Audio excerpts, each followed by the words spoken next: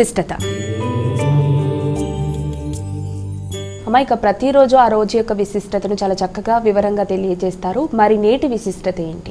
నేటి వైశిష్యంలో భాగంగా ఈ రోజున మనం భగవంతుని శక్తి అంటే భగవంతుడి యొక్క శక్తి కానీ అది దాంట్లోకి మనం ఎలా ట్రాన్స్ఫార్మ్ అయ్యేట్టుగా విధానంలో భగవంతుడు ఎలా మనని శక్తిని మనం ఎలా ఐడెంటిఫై చేసుకోగలుగుతాము అన్న విషయం గురించి ఒక చిన్న కథని మనం చెప్పుకుందాం. చిన్న మోటివేషనల్ స్టోరీ. అది ఏంటి అంటే ఒకానొక ప్రదేశంలో ఒక మహారాజు ఉండడం జరిగింది. ఆయనకి తన దేశంలో ఏర్పడుతున్న అనేక రకాలైన సమస్యల్ని అధిగమిస్తూ అక్కడ కొన్ని హోమాలు లాంటివి అవి చేయడానికి ఆయన ప్రయత్నం చేస్తాడు. అంటే అలాంటి రిచువల్స్ చేయడానికి చేసిన ప్రయత్నాల్లో ఒక బీద బ్రాహ్మణ్ణి ఇన్వైట్ చేస్తాడు. ఆయన వచ్చి ఇవన్నీ చేయమనంటే రాజ్యం అన్ని విధాల సుభిక్షంగా ఉండడానికి మధ్య మధ్య కొందరు మహారాజులు అలాంటివన్నీ చేస్తూ ఉంటారు. కాబట్టి ఒకానొక బీద వ్యక్తిని పురోహితుడిని పిలిచి చేయమని చెప్పి ఆయన చెప్తాడనమాట. అన్ని కార్యక్రమాలు సజావుగా అయిపోతాయి. అయిపోయిన తర్వాత అప్పుడు ఆ మహారాజు ఆ యొక్క బీద వ్యక్తితో నేను మిమ్మల్ని ఒక 3 ప్రశ్నలు అడుగుతాను, 3టికి నాకు సమాధానం చెప్పాలి అని అడుగుతాడు ఆయన. అంత అయిపోయి ఆయన వెళ్ళిపోతున్నప్పుడు అడగండి అంటాడు ఆయన. అడగమన్నప్పుడు భగవంతుణ్ణి మనం ఎలా చూడగలం, అలాగే భగవంతుడు ఎంత దూరం చూస్తాడు, ఇక మూడోది మనం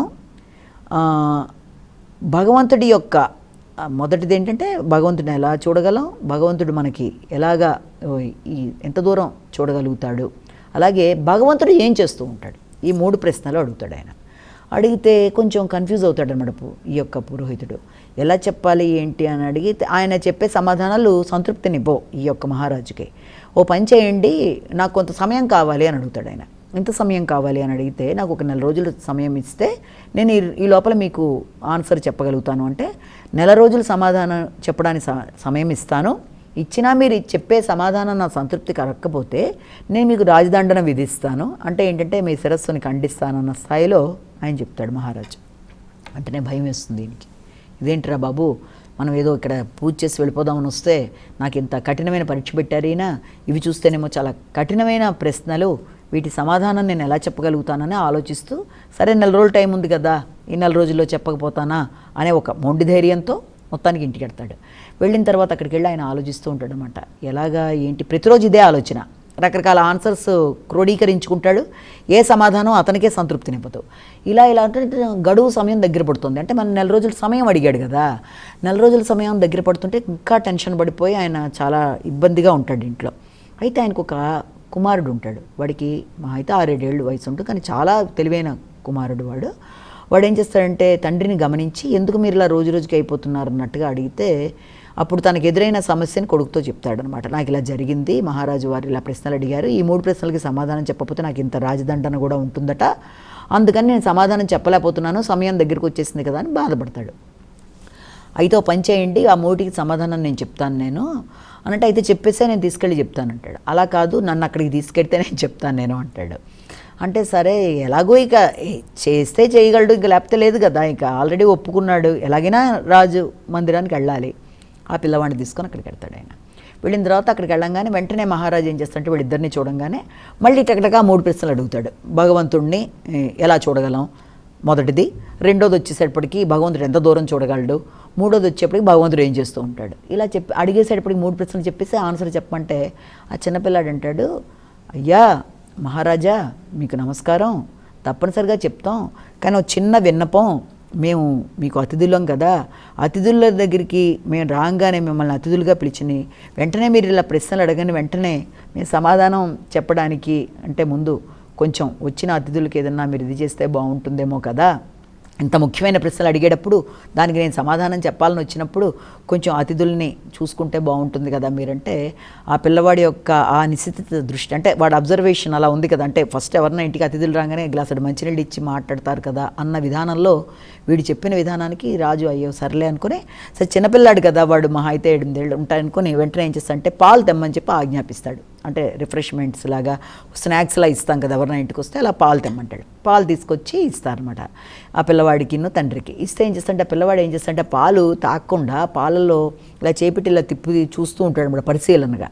రాజుకు అర్థం కాదు, ఇదేంటి వీడు మనని రిఫ్రెష్మెంట్స్గా వాడి పాలు ఇచ్చినా కూడా తాగకుండా ఇంకా వీడు ఇలా చేస్తుంటే ఏంటి నువ్వు చేస్తున్న పని ఏంటి అని అడుగుతాడు. అంటే ఏం లేదు మహారాజా, నాకు ఒక సందేహం, చిన్నప్పుడు అందరూ అనేవాళ్ళు కదా పాలల ద్వారా మనకి వెన్న వస్తుందని, వెన్నేదా అని చెప్పి వెతుకుతున్నా అంటాడు.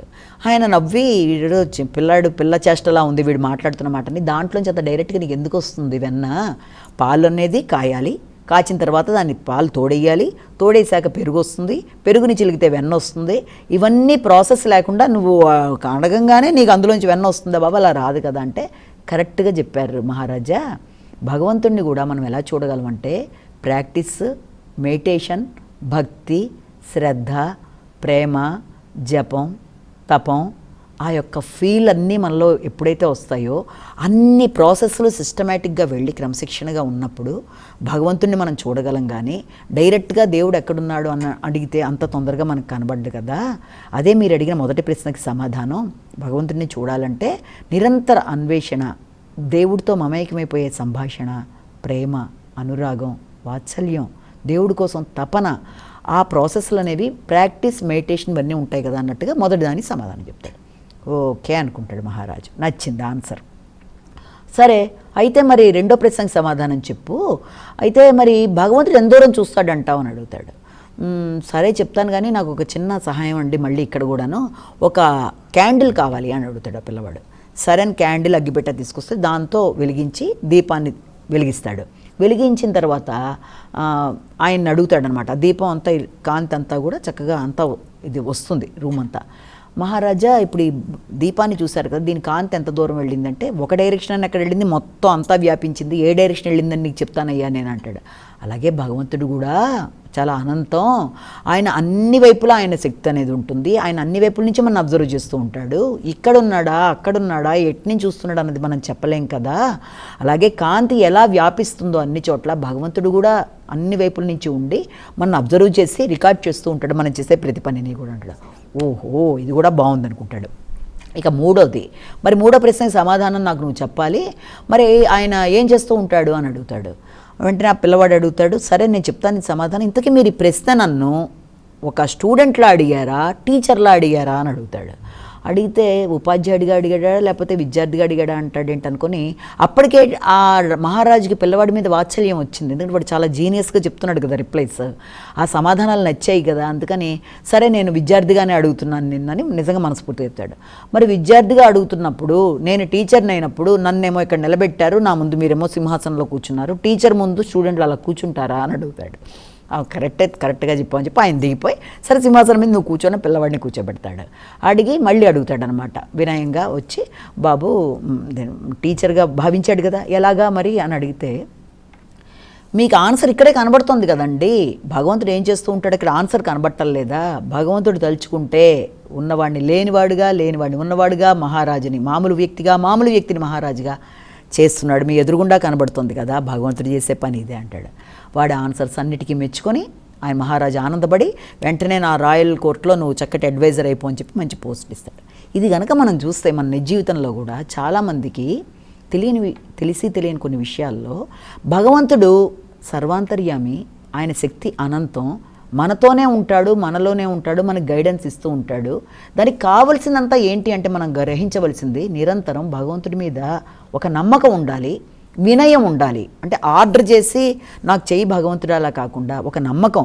కష్టాల్లో ఉన్నప్పుడు చాలామంది భగవంతుడు పట్టించుకోవట్లేదని భగవంతుడిని వదిలేసుకోకుండా భగవంతుడి మీద ఒక నమ్మకం పెట్టుకొని మనలోనే ఉన్నాడు, మనకు గైడెన్స్ ఇస్తున్నాడు కాబట్టి భగవంతుడి మీద కృతజ్ఞతతో నిరంతరం చూస్తూ భగవంతుడిని గనక నమ్మి మనం పనులు చేసుకుంటూ ముందుకు వెళ్ళినప్పుడు సరైన గైడెన్స్ ఇచ్చేది ఆయనే, మార్గం చూపించేది ఆయనే, ఆ మార్గంలో ఎదురవుతున్న ఎదురు దెబ్బలని కూడా వీలైనంతవరకు అధిగమింపచేసే శక్తినిచ్చేది భగవంతుడే. కాబట్టి వెంటనే డైలమాలోకి వెళ్ళిపోయి నిరుత్సాహపడిపోయి దేవుడి మీద కోపంతో నాకు చేయటం లేదు దేవుడు మాకేం అందరిలోనూ భగవంతుడు ఉంటాడు, అందరూ ఆనంద స్వరూపులే, అందరూ తమలో ఉన్న భగవంతుడిని దర్శించుకుంటూ ఆయన ఇచ్చే గైడెన్స్ని చూసుకుంటూ నిరంతరం కూడా ఆయన శక్తి అపారం అని చెప్పి విశ్వసిస్తూ చాలా దానికి సంబంధించిన గౌరవం, భక్తి, శ్రద్ధలతో దాన్ని సక్రమంగా ఉపయోగించుకుంటే ప్రతి వ్యక్తి జీవితంలో సక్సెస్తో అనుకున్న హైట్స్ సాధించడానికి నమ్మకం అనేది చాలా ముఖ్యం.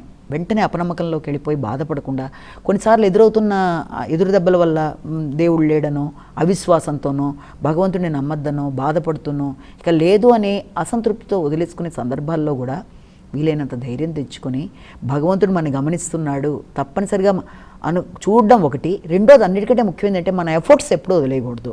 గాల్లో దీపం పెట్టి దేవుడా అన్న విధానం కాకుండా భగవంతుడి యొక్క సహకారాన్ని, బ్లెస్సింగ్స్ని కోరుకునేటప్పుడు మనం చేసే కార్యక్రమాలు మనం ఖచ్చితంగా టైమ్లీగా మనం చేయాలి, మనం కష్టపడాలి, శ్రమపడాలి, సమయాన్ని సద్వినియోగపరుచుకోవాలి. అందరికీ ఉండే సమయమే మనకి ఉన్నప్పుడు దాన్ని సద్వినియోగపరుచుకుంటూ భగవంతుడి యొక్క బ్లెస్సింగ్స్ తీసుకుంటూ వినయంగా ఆయన దాంట్లో ఉంటూ భగవంతుడి యొక్క మార్గదర్శకత్వాన్ని తీసుకుంటూ వెళ్తామన్న భావనలో ఉంటూ సమయాన్ని చక్కగా చూసుకుంటూ పనిని కరెక్ట్గా చేస్తూ మన ఎఫర్ట్స్ను వదలకుండా ముందుకు వెళ్ళడానికి చేసే ప్రయత్నాల వల్ల భగవంతుడు సర్వాంతర్యామి కాబట్టి ఆయన ఇచ్చే బ్లెస్సింగ్స్ ఆయన ఇస్తాడు. మన అవిశ్వాసపూర్తిగా మనం ఉండకూడదు, విశ్వాసాన్ని వదలకూడదు, నమ్మకాన్ని వదిలేయకూడదు. ధైర్యంగా మన పనులు మనం చెయ్యాలి. సమయస్ఫూర్తిగా ఏదో వదిలేసామని అనుకోకుండా ప్రతి పనిని కరెక్ట్గా చేసుకుంటూ వెళ్ళే వాళ్ళకి భగవంతుడు అనంతంగా ఉండి తన యొక్క కరుణని మనమే చూపిస్తాడు. కాబట్టి ఆ కరుణని పొందడానికి నీ హార్డ్ వర్క్ కూడా చాలా అవసరం. కాబట్టి నీ పని నువ్వు చేయాలి, భగవంతుడి మీద నమ్మకం ఉంచాలి, అన్ని విధాలా ముందుకెడతావు.